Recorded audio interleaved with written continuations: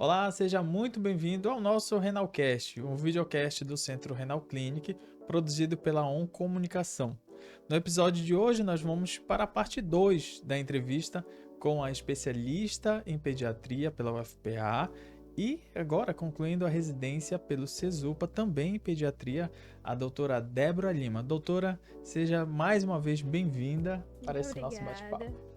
É sempre um prazer estar por aqui para tirar as maiores dúvidas dos pais, tentar ajudar com o que às vezes não é uma dúvida no consultório, mas que acaba sendo uma dúvida bem comum, né, para todos os pais que nos acompanham. Doutora, para abrir o nosso bate-papo sobre doenças infecciosas infantis, eu gostaria que você citasse para a gente quais são as doenças mais comuns que pais, mães, responsáveis acabam buscando ajuda nos consultórios. Então, tanto na urgência quanto no consultório ou no celular, seja lá o que for, a gente observa que as doenças mais comuns são as mais conhecidas mesmo, geralmente infecções de vias aéreas superiores, seja resfriados ou gripe ou sinusite. Outra coisa também a gente observa bastante é quadros de origem gastrointestinal, como diarreia, vômitos, dor abdominal. E a febre, às vezes, a febre quando vem sozinha, também ela é muito, muito frequente.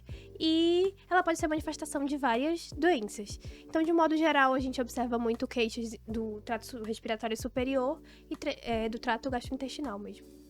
Doutora, como os pais podem identificar e podem diferenciar uma infecção viral de uma infecção bacteriana? Então, é uma dúvida muito comum, né? Porque os pais sempre ficam naquela aflição, doutora, metade, assim, doutora, não precisa de antibiótico? Quero um antibiótico. E a outra metade, doutora, tô com medo de precisar de antibiótico. E eu sempre digo pros pais para não pegarem essa responsabilidade para si. A responsabilidade de tentar diferenciar uma doença viral de uma bacteriana, ela é do profissional mesmo. O que a gente pode orientar os pais são quais os sinais de alarme. Quais os sinais de alarme que podem levar uma criança para avaliação médica, seja de urgência, seja no consultório, e com base nessa avaliação, vai ficar mais fácil de nós vermos se há necessidade de antibiótico, ou seja, se é uma doença bacteriana, ou se não há, se no caso é uma doença viral. É muito comum haver uma associação no sentido de, doutora, se é leve é vírus e se é grave é bactéria, mas isso não é verdadeiro. Tá aí a pandemia para mostrar pra gente que não é todo vírus que é besta e que, muitas vezes, a gente tem mais facilidade até em tratar uma doença bacteriana, que tem um remédio específico, do que em tratar os sintomas de uma doença viral, que muito raramente vão ter medicações específicas e não são medicações para matar o vírus, mas medicações que vão lá ter uma ação para evitar a duração dessa doença ou a replicação desse vírus.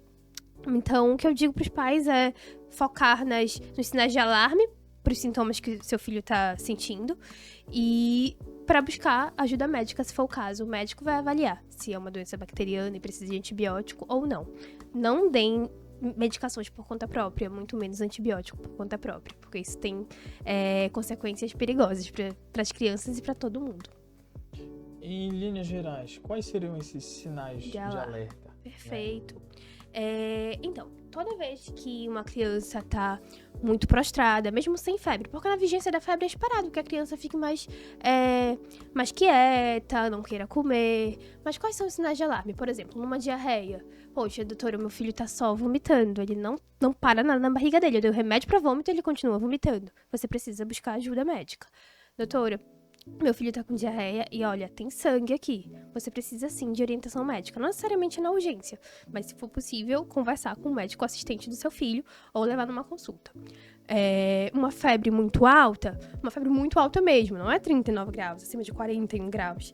Ela precisa de avaliação, não pelo risco de convulsão, como muita gente pensa, não necessariamente, mas realmente porque não é comum uma resposta nessa magnitude para a criança, pode levar a desidratação e outros problemas. Uma criança que está recusando leite materno e água. Qualquer doença faz com que uma criança recuse alimentação. Nem precisa ser doença, às vezes o leite está crescendo e isso pode diminuir mesmo a aceitação da alimentação da criança, principalmente do que ela não gosta tanto. Mas se eu tenho uma criança que recusa a água, que não quer nem saber do leite materno da mãe, então isso é um sinal de alarme de que a gente provavelmente vai precisar buscar ajuda médica para essa criança, porque ela tem muito risco de desidratar, exceto a chance de ser uma doença mais séria, causando esse sintoma. Outra coisa que eu recomendo também buscar urgência é sintomas no ouvido, queixas no ouvido em relação à dor, porque a gente tem um instrumento, né, no consultório, na urgência, o otoscópio para avaliar, e a gente vai ver se realmente precisa de alguma medicação mais específica. E aí é um sinal de procurar ajuda médica. Outra coisa também é em relação a xixi. Se seu filho tá muito tempo sem fazer xixi, a gente precisa observar, porque o aparelho, né, urinário, ele é mais sensível e ele nos fala muita coisa. Pode ser desidratação, pode ser outros problemas. Então, realmente é importante entrar em contato com o seu médico. Além de, claro, a falta de ar, o esforço respiratório da criança, que hoje em dia a gente tem vídeos e vídeos na internet para mostrar.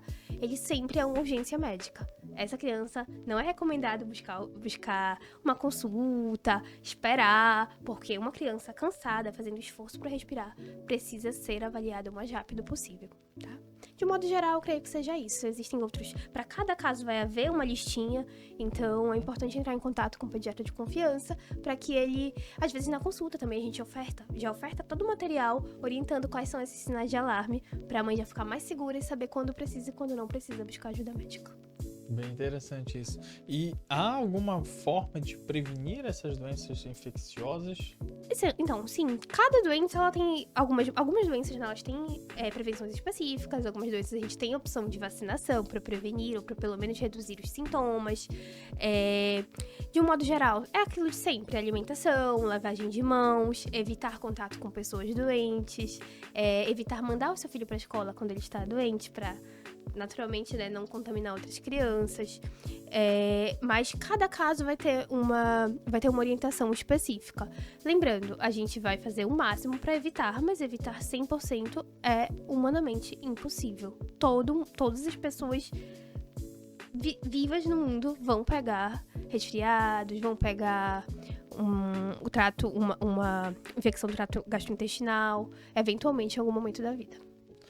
Doutora, a gente passou e ainda passa, eu diria, por uma questão que é, de certo modo, um movimento anti-vacina, né, que afetou muito e ganhou muita visibilidade e reforçou isso na questão do Covid, né, do pós-Covid ali, na questão do Covid. Com certeza. E aí há muito receio, há muita crendice, há muita desinformação relacionada às vacinas. Eu queria que a senhora explicasse pra gente qual a importância dessa vacinação infantil e que citasse as principais vacinas. Eu sei que para cada faixa de idade, faixa etária, tem uma vacina indicada. Então, é isso mesmo. Infelizmente, nós observamos o movimento de vacina é um movimento que já existe há bastante tempo, mas depois da pandemia acabou ganhando muita força, e não somente direcionada à vacina contra o Covid, mas isso se estendeu. Hoje em dia, nós chegamos no consultório com pessoas, às vezes até da área da saúde, que infelizmente não confiam nas vacinas, que questionam se realmente é necessário. E assim, gente, hoje todas as vacinas disponíveis em território nacional, elas são seguras e são indicadas. Em relação a quais as vacinas mais importantes? Até segunda ordem, todas as vacinas são igualmente importantes. Porém, em vigência de pandemia, dependendo de algumas épocas do ano, o governo mesmo faz estudos e vê se há necessidade de antecipar, de reforçar alguma. Por exemplo, a vacina contra o sarampo, ela era feita lá depois do primeiro ano de vida. Hoje, a gente antecipa ela entre 6 meses, 12 meses, porque a gente observou que de 2019 para cá, né, houve um aumento no caso de sarampo. E então, de um modo geral, a responsabilidade dos pais é manter o calendário vacinal atualizado, e se houver necessidade de vacinas extras, o governo geralmente vai ofertar. Em relação a vacinas do particular, que é uma dúvida muito comum, eu sempre reforço que é importante, sim, caso seja possível para a família, complementar o esquema vacinal no sistema particular. Elas não estão, geralmente, elas não estão no calendário do SUS por questões epidemiológicas mesmo. As principais vacinas são as do calendário do SUS, mas é muito importante, quando for possível, complementar com as vacinas do particular, que geralmente elas cobrem mais cepas, às vezes elas têm menos efeitos colaterais. Tem vacinas que só estão disponíveis no calendário vacinal particular. Então, eu diria que a prioridade é manter o calendário vacinal do SUS atualizado e, quando possível, se possível, complementar com as vacinas de particular. E doutora, existe alguma contraindicação, por exemplo, meu filho fez uma vacina na rede pública e existe uma vacina semelhante, mas que abrange, sei lá, uma variedade maior na rede particular. Existe uma contraindicação? Fez na pública e na particular ou não? Não existe. Hoje em dia, por exemplo, nós temos a Pneumo 15. Se a sua criança fez a do SUS, não tem problema. Você pode complementar, fazer doses extras lá. Só que o que a gente orienta é que o melhor é você, por exemplo, a vacina ACWY, que no SUS é meningo C, aos 3 meses. Doutora, agora eu quero fazer a meningo C no particular. Então, você vai precisar fazer do zero no particular, entende? Não recomendo vocês começarem o esquema no particular e terminarem no SUS. Comecem no particular, façam tudo no particular. E em alguns casos a gente vai dizer, olha, já fiz tudo no SUS, doutora, agora eu quero reforçar. Beleza, finalizou no SUS, agora você reforça pelo particular mesmo. Ou então você vai ter que começar do zero no particular. Uma acaba não complementando a outra. Sim, é de modo geral. importante finalizar em uma e...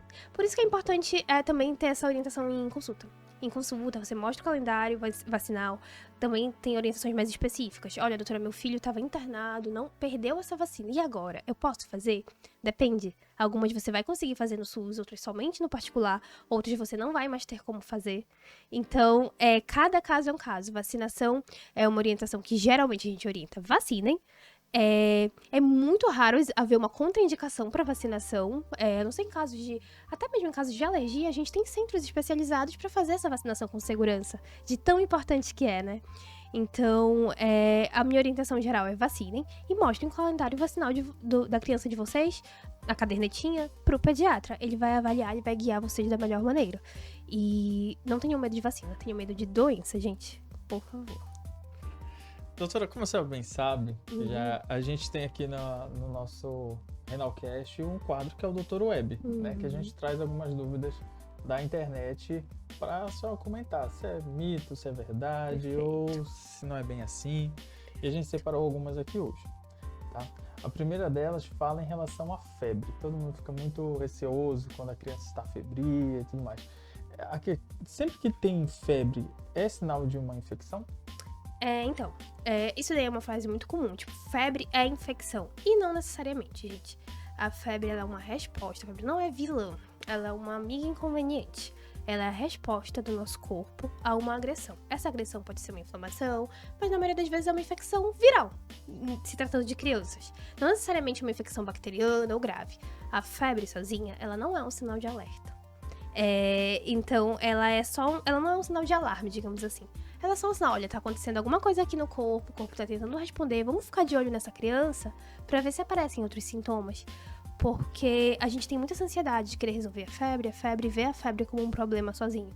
Mas a verdade é que ela é uma manifestação do corpo que causa, assim, muito desconforto e que em alguns casos, em algumas crianças predispostas, pode causar convulsão, que é um medo muito comum dos pais.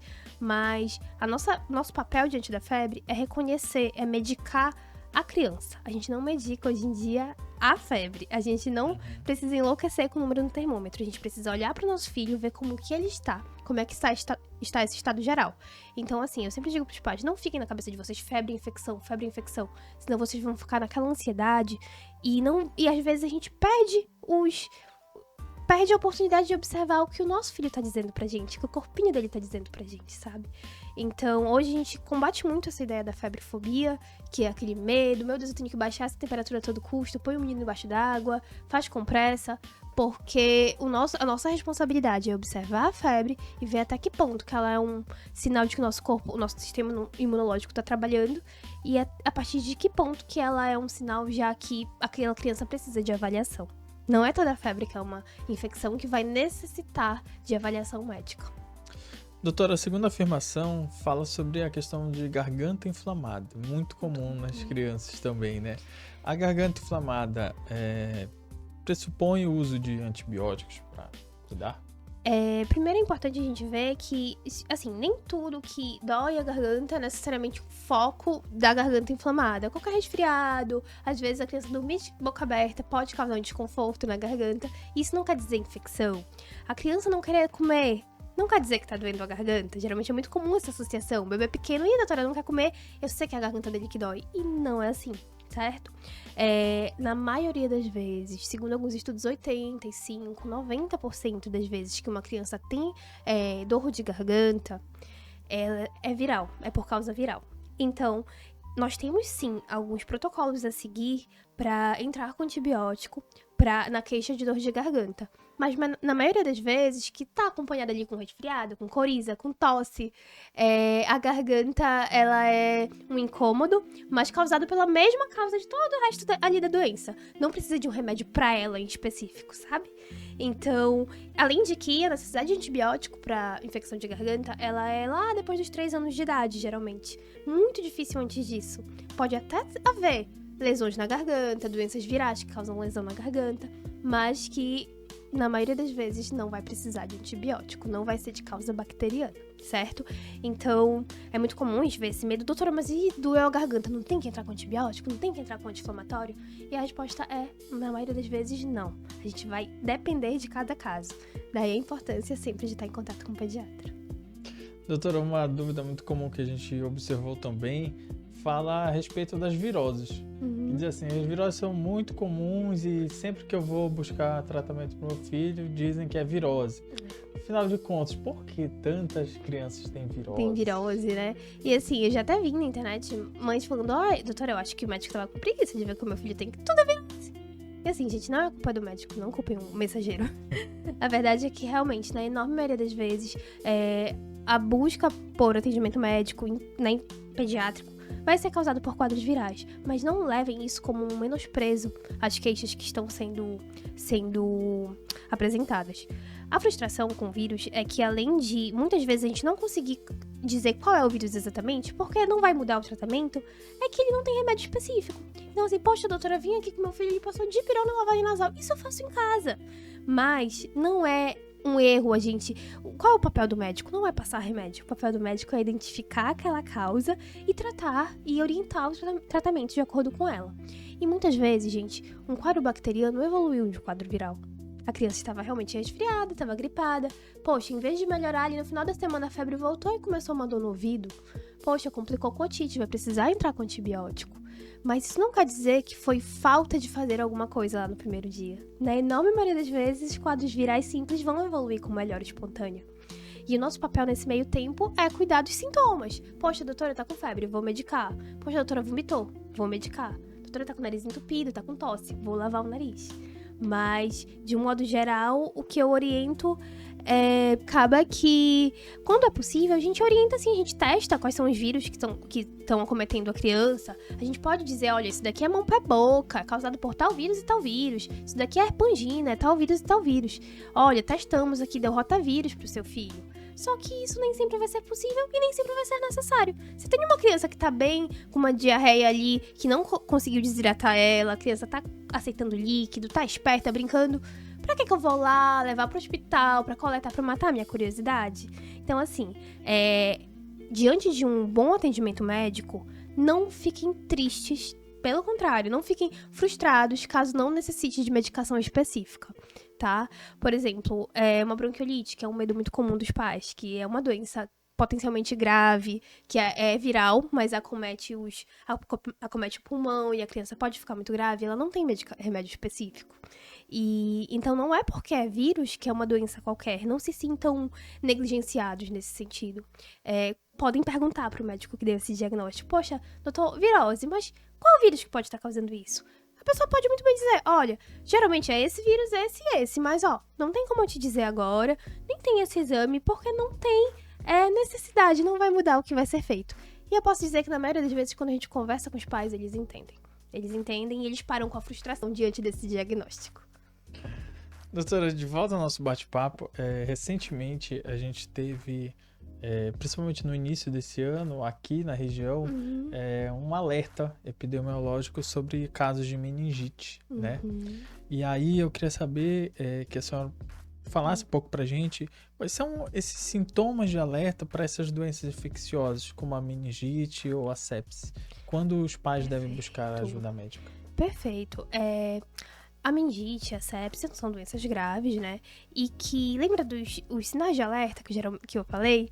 Geralmente eles vão vir junto com isso. Poxa, quais são os sinais, doutora, de meningite? Todo mundo sabe, doutora, a meningite vai a rigidez da nuca e tudo mais. Mas nem sempre é tão óbvio assim. Quando você tem um bebê pequeno, não tem esses sintomas. Então, em geral, a queda no estado geral, poxa, doutora, meu filho tá dormindo o dia todo, meu filho não levanta nem o pescoço. Doutora, o meu filho não tá conseguindo mamar. Ele tá vomitando e não para. Então, assim, em relação a sepse, por exemplo, que é uma complicação de uma infecção, né? A gente vai observar uma criança em péssimo estado geral, uma criança muito prostrada, às vezes com uma febre muito prolongada. Então, assim, esse é um diagnóstico, a sepse geralmente é um diagnóstico feito no hospital. É um diagnóstico que os pais não precisam... meu Deus, doutora, será que meu filho tá com sepse em casa e eu não tô vendo? Porque todos os sinais de alerta que a gente tá orientando, eles vão levar esse pai ao hospital. Em relação à meningite, nós temos vacinas disponíveis, então eu sempre digo pros pais pra ficarem observando a caderneta vacinal, ver se tá ok as vacinas pra meningite, se possível, complementar no particular. E sempre observar o seu filho. Se você vê que ele não está bem, se você vê que a coisa está fugindo do controle, leve para avaliação, certo? E, doutora, sobre as infecções de ouvido em bebês, como os pais podem identificar essa infecção? Geralmente, otites em geral, elas causam bastante dor. É uma área bem enervada. Então, às vezes os pais, eles confundem. Tipo, a criança tá com sono, tá irritada, fica fazendo assim, ai, doutora, será que é otite? E não necessariamente. Geralmente causa muita dor, você vai tocar no ouvido da criança, ela grita. Mas também, como eu falei antes, alguns sinais. Poxa, meu filho tá gripado, doutora, mas olha, essa febre não tá passando, ele tá chorando muito. Isso são motivos pra você levar ele pro hospital.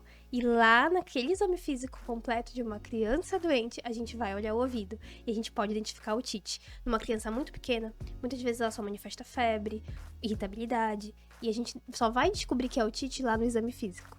Numa criança maior, ela geralmente já vai referir a dor e a gente vai levar pra avaliação médica. Mas ouvido, geralmente, leve. Doutora, se ele não disser que tá doendo o ouvido, e aí você vai observar os outros sinais. Criança tá muito chorosa, criança não consegue deitar de um lado, criança tá com uma febre muito prolongada, e aí você vai levar pro hospital e a gente vai avaliar também o ouvido.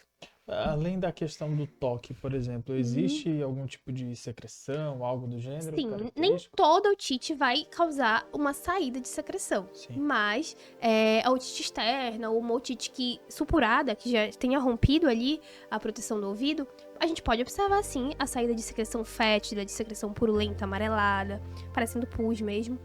E vai precisar ser observada essa criança, vai precisar ser avaliada presencialmente.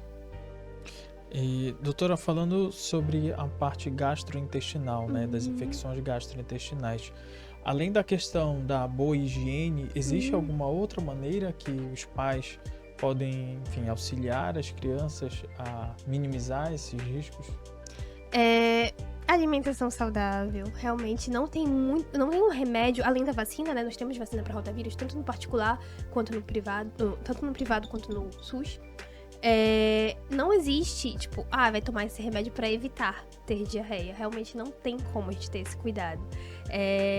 Alimentação saudável, alimentação de qualidade, evitar industrializados, comidas bem feitas, feitas com a higiene adequada, ofertando isso para criança, comidas bem armazenadas. É isso que a gente vai cuidar. Mas lembrar, nem tudo que dá diarreia, nem tudo que dá vômito foi porque a gente ingeriu alguma coisa. Né? Às vezes tá lá no parquinho, leva pra boca. Às vezes vírus que causam sintomas respiratórios podem causar também sintomas gastrointestinais. Vírus que a gente pegou ali na respiração, por aerossol, pode causar sintoma gastrointestinal também. Então, não existe uma suplementação específica para evitar a diarreia. Existe vacinação e os cuidados habituais. E aí, em uma consulta, eu tenho um filho, cheguei com esses sintomas, eu faço uma consulta prévia com você e em que momento que vai haver, por exemplo, um encaminhamento para um outro especialista dessa área. Em relação à diarreia, A parte a qualquer gástrica. coisa, né? Então, gente, por muito tempo o pediatra geral, o papel dele era medir, pesar, tratar verme, tratar anemia e tchau. Hoje, a gente pode fazer o tratamento inicial de muitas condições, né?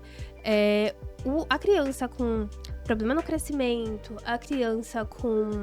Ela vai precisar ser avaliada por um endocrinologista, um gastroenterologista. Como é que a gente vai saber por qual? Na consulta pediátrica. Na consulta pediátrica, a gente já tem como avaliar toda essa rotina, avaliar o tamanho dos pais, por exemplo, avaliar a alimentação da criança. É necessário e a gente vai avaliar se há necessidade. Quais são as situações? Por exemplo, poxa, doutora, tô com uma criança com atraso no desenvolvimento, meu filho não fala, meu filho não anda. Eu vou encaminhar para o neuropediatra, por exemplo, mas eu preciso fazer essa triagem inicial. Eu preciso reconhecer isso. Certo? E às vezes, a gente não precisa encaminhar para o neuropediatra. Às vezes eu vejo que aquele atraso de fala é uma falta de estímulo, aquele atraso de fala é um excesso de tela. E antes de se tornar um atraso, por exemplo, eu vejo que tá em alerta, tá começando, poxa, eu podia estar falando mais. A gente muda ali a rotina e pronto, a criança desanda. Então não precisa necessariamente ir pro especialista. Daí a importância de ter um bom pediatra que saiba, rinite, nem toda rinite vai precisar tratar com um alergista, uma rinite leve. Você pode conduzir uma rinite que, poxa, doutora, olha, era as pelúcias do quarto dela, poxa, era o pai dela que fumava, parou, melhorou. E aí acaba que a gente consegue fazer essa orientação antes de encaminhar para o especialista. Uma constipação.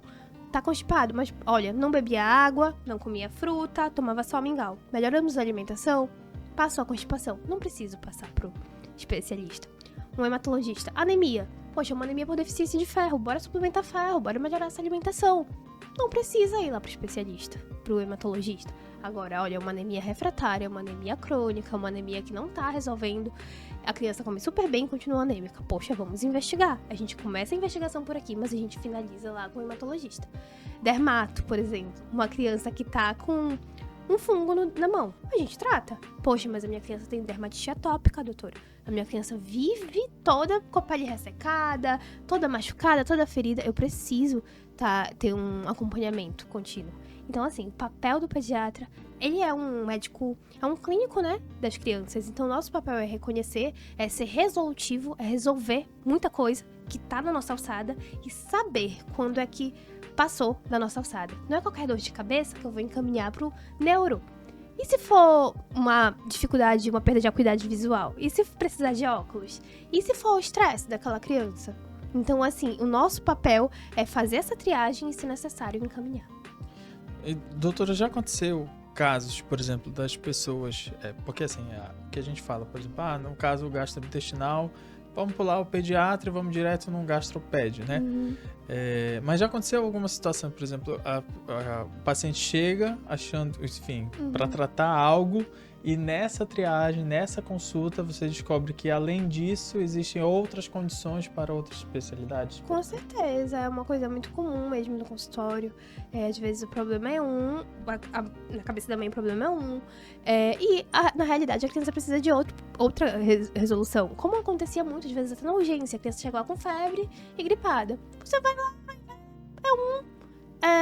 é um resfriado. Porém, você nota que a criança tem 3 anos e na consulta ela não falou nada. Só chorou.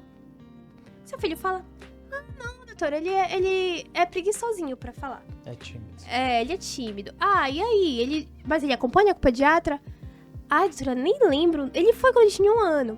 Aí, o que a gente faz? A gente precisa reconhecer e a gente precisa encaminhar. Não é porque a mãe chegou com uma queixa X que eu vou fechar meus olhos pra fechar queixa Y. Eu preciso ver a criança como um todo mesmo.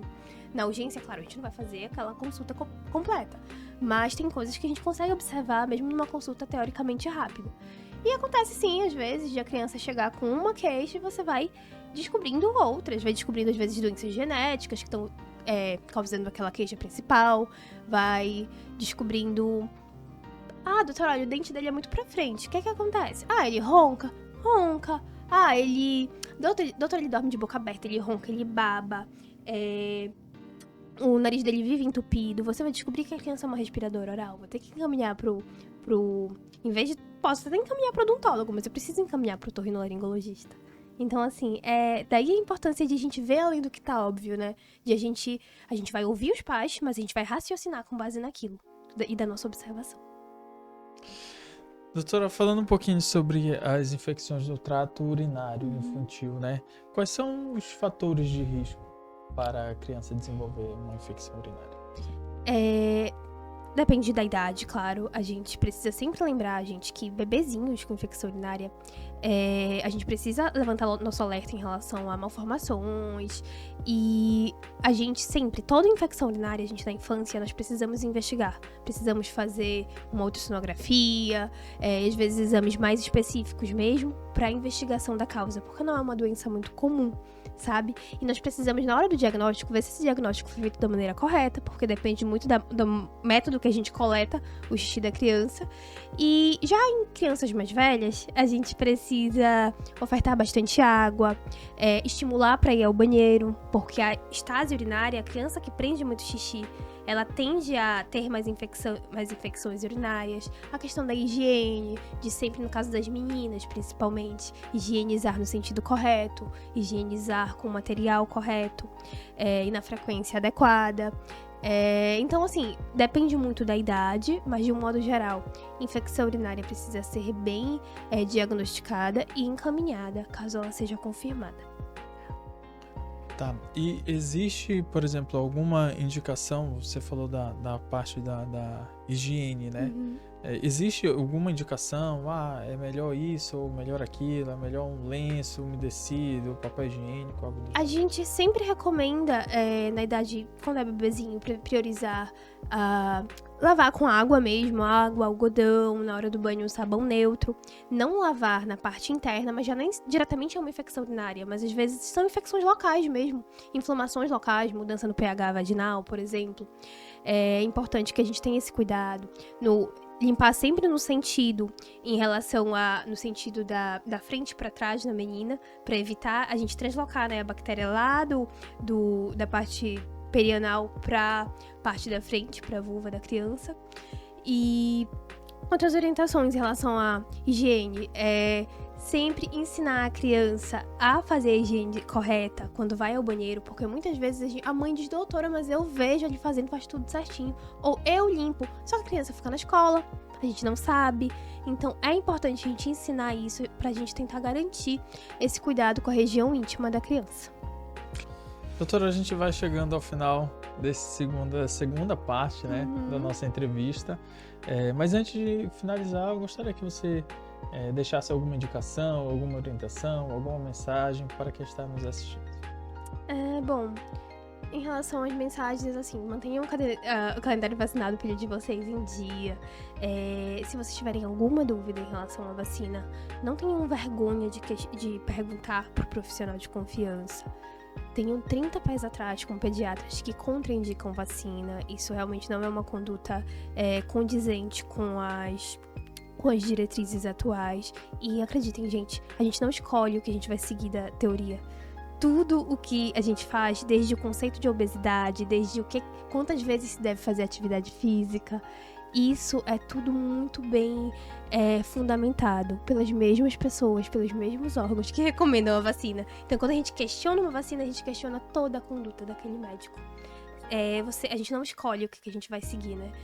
Então, o que eu recomendo é isso, priorizar vacinas, alimentação. Toda vez que os pais chegam, doutora, como eu posso melhorar a imunidade do meu filho? Eu reforço que o que a gente tem de bem fundamentado é a alimentação, são os hábitos e a vacina. Não tem muito pra onde correr, não é na farmácia que a gente compra imunidade. E se você tá preocupado, se o filho tá ficando muito doente, busque a consulta médica. A gente vai avaliar se realmente tá passando do esperado. Poxa, doutora, olha, a senhora tá dizendo que tá dentro do esperado, mas... e aí, o que eu faço? Eu tô pra ficar doida. E aí a gente tá lá pra lhe dar esse apoio, pra lhe orientar como lidar com cada sintoma. E assim a gente vai construindo um ser humano saudável. Saudável tanto mentalmente quanto fisicamente, porque as coisas andam muito juntas. Doutora, para quem quer lhe acompanhar mais nas redes sociais, para quem quer entrar em contato e marcar uma consulta, como é que faz? Então, no momento eu atendo na Renal Clinic e eu atendo a domicílio também. O meu Instagram é @deboralima.ped e lá eu ponho algumas informações legais, reposto algumas coisas legais, crio alguns posts que eu acho interessantes, que eu acho condizentes com o que eu tô vendo. E lá também tem os números para contato, para agendamento, tanto da consulta domiciliar quanto para consulta na renal. De acordo com o seu perfil, com a sua preferência, eu posso estar acompanhando o filho de vocês.